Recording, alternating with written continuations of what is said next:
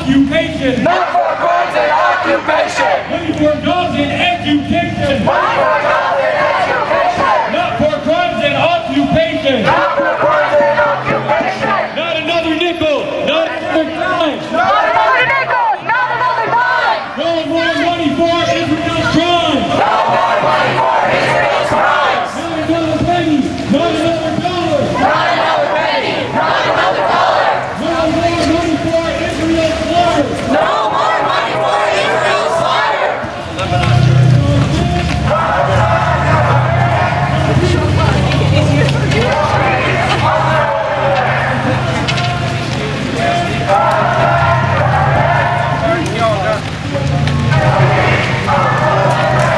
The only thing in this, my observation is, अगर तो ये पलट गया है, वो कर लिया है।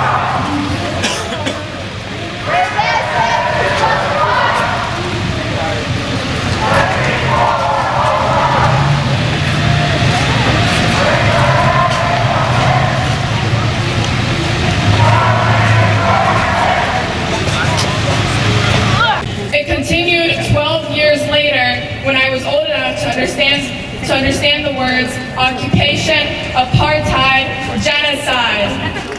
And now 3 years later, it's still going. When I stopped hearing it from my mother, now I see it every time I close my eyes. I can't sleep or even breathe. I can't study. I can't study without seeing pictures flashing through my mind of Giddus carrying the corpses of their grandkids, children crushed under rubble, mothers crying over their babies, and fathers who have lost everything. I'd rather stay right where I am, no degree, no education, than become a working adult that pays the taxes that fund the murder of my people. And even if I put aside my ache and focus on school, tuition is higher and higher, classes and majors are being cut, my education is no longer what it's worth. I thought money was supposed to be for jobs and education, not for crimes and occupation. I have never felt the things that I felt in these 162 days. And if that's how we feel, imagine how they feel for every minute, every hour, every day, and every month for the past 76 years.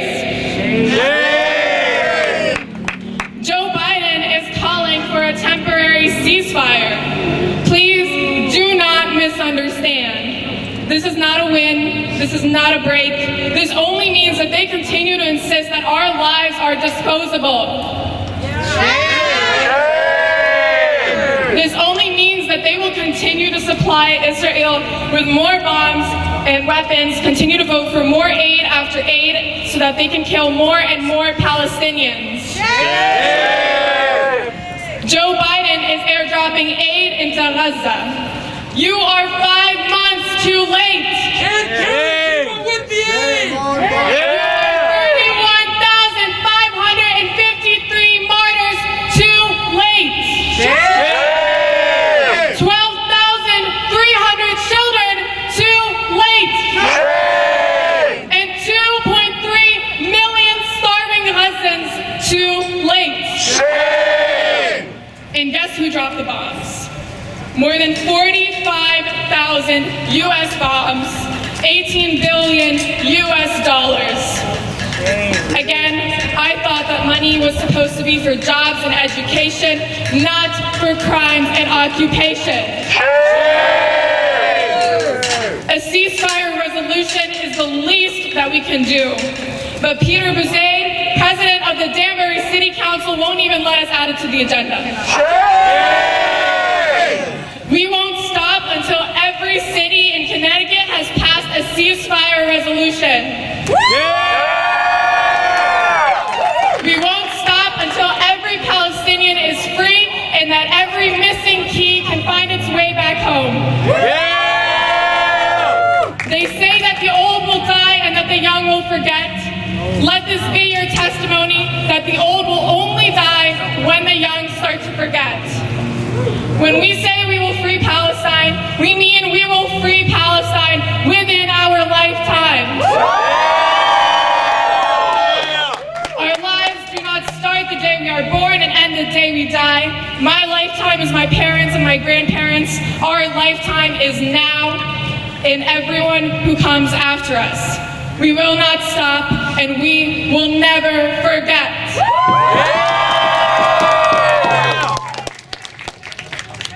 Friends over at JVP. Paula. I think Paula's here. Okay. Here you are.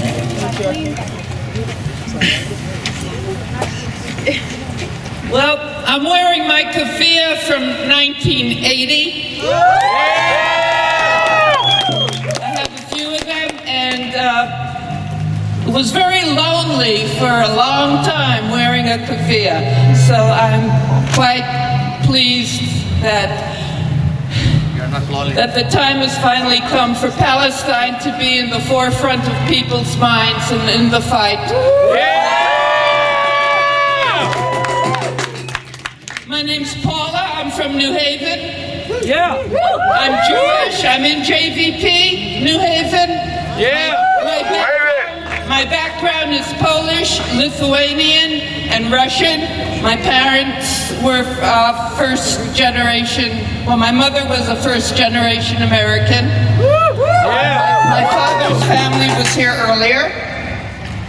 And Jewish values are compassion, generosity, and empathy. The state of Israel is spitting on what it means to be Jewish. I'm going to read a statement from JVP New Haven that was written by Zachary Herring from New Haven's JVP. He wasn't able to be here today.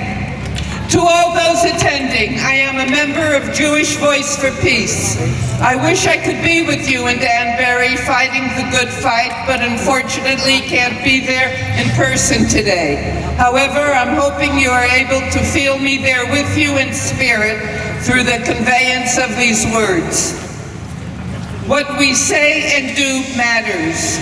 It's sometimes easy to forget this as we go about our everyday lives, but we are reminded of the lasting importance of our words and our actions, of what we had and were willing to say and do when normalcy gets disrupted.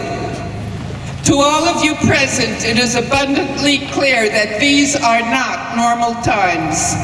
However, to some it is not so clear. So as the Israeli state continues to commit genocide in Palestine, I ask, what will you continue to say and what will you continue to do in order to disrupt the delusions of those who are unwilling or unable to see just how far from normal we have come?